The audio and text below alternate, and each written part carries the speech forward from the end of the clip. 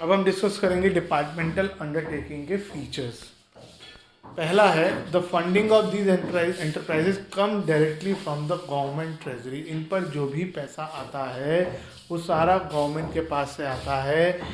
हर साल हर state government और पूरे इंडिया के लिए सेंट्रल गवर्नमेंट एक बजट बनाती है फरवरी में कि अगले साल हम किस चीज़ पर कितना कितना खर्च करेंगे।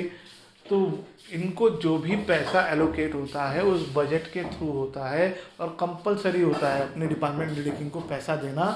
और जो भी डिपार्टमेंट अंडरटेकिंग पैसा कमाती हैं वो सीधा गवर्नमेंट के अकाउंट में जाता है, वो अपने पास नहीं रख सकती हैं, वो सीधा गवर्नमेंट के पास चला जाता है। तो गवर्नमेंट इनसे पैसा भी कमाती हैं और जो भी पैसा खर्च होता है वो गवर्नमेंट की जेब से होता है। अगर रेवेन्यू ज़्यादा होगा और एक्सपेंस कम होगा तो गवर्नमेंट को प्रॉफिट हो रहा होगा, और अगर एक्सपेंस ज़्यादा होगा और रेवेन्यू कम होगा तो लॉस हो रहा होगा। They are subject to accounting and audit controls applicable to other government activities. इसको समझने के लिए ये बात समझनी है कि हमारे रिकॉर्ड्स पर चेक रखने के लिए कि कोई फ्रॉड ना करे।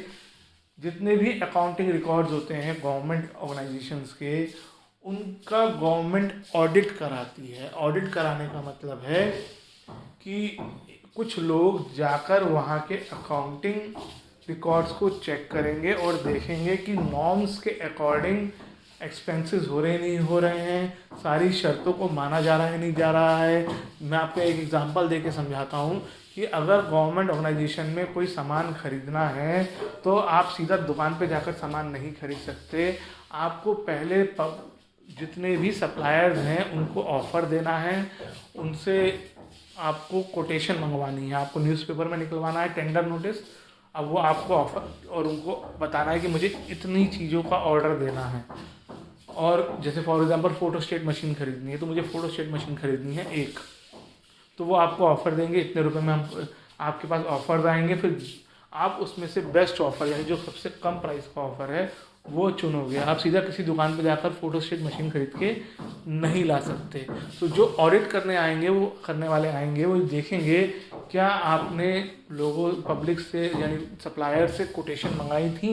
ऐसा तो नहीं आपने किसी अपनी जान पहचान वाले को कह दिया कि मुझे फ़ोटोस्टेट मशीन दे दो और उससे कुछ कमीशन वगैरह ले ली, तो ऐसा तो नहीं हुआ है। तो इसलिए हर अकाउंटिंग रिकॉर्ड्स का ऑडिट किया जाता है क्योंकि यहाँ पे जो फंड्स इन्वेस्टेड हैं वो पब्लिक के हैं और उसका मिसयूज़ नहीं होना चाहिए।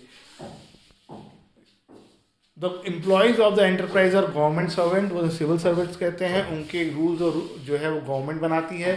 सेंटर के हैं तो सेंट्रल गवर्नमेंट बनाएगी, स्टेट के हैं तो स्टेट गवर्नमेंट बनाएगी कि भाई सैलरी कैसे मिलनी है, क्वालिफिकेशन क्या चाहिए किस पोस्ट के लिए, कब रिटायरमेंट होगी, रिटायरमेंट में पेंशन कैसे बनेगी, ये सारे रूल्स एंड रेगुलेशन जो हैं वो सेंट्रल स्टेट गवर्नमेंट अपने अपने लिए बनाती हैं। They are headed by the IAS, Indian administrative service के जो ऑफिसर्स होते हैं वो उसके हेड होते हैं, जैसे DM, SDM और भी होते हैं IAS ऑफिसर्स, इनके हेड होते हैं जो कि ट्रांसफरेबल होते हैं from one ministry to another. आपने सुना होगा, न्यूज़ सुनते होंगे कि स्टेट लेवल पे कभी कि इनका ट्रांसफ़र होता रहता है, इन ऑफिसर्स का इधर से उधर DM जाते रहते हैं, उनको कभी किसी डिस्ट्रिक्ट में कभी किसी डिस्ट्रिक्ट में भेज दिया जाता है। सेंट्रल लेवल पे भी ऐसा होता है। अभी हमारे ही कमिश्नर चेंज हुए हैं, जो संतोष कुमार मल थे, इससे पहले वो चेंज हो गए हैं, नए कमिश्नर मैडम आ गई हैं।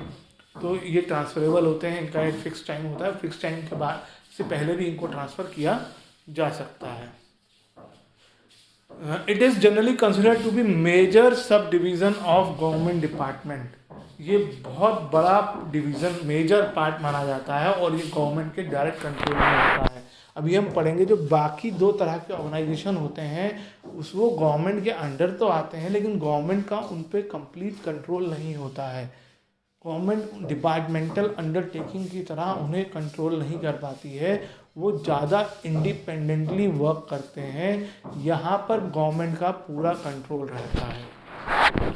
They are accountable to the ministry को आंसरेबल होते हैं क्योंकि ये मिनिस्ट्री रेलवे में जितने भी लोग काम कर रहे हैं वो रेलवे मिनिस्टर को आंसरेबल हैं। टाइम टू टाइम उनसे सवाल पूछे जाएंगे, इंस्पेक्शन होगा, ऑडिट्स होंगे, तो they are answerable to the ministry for everything.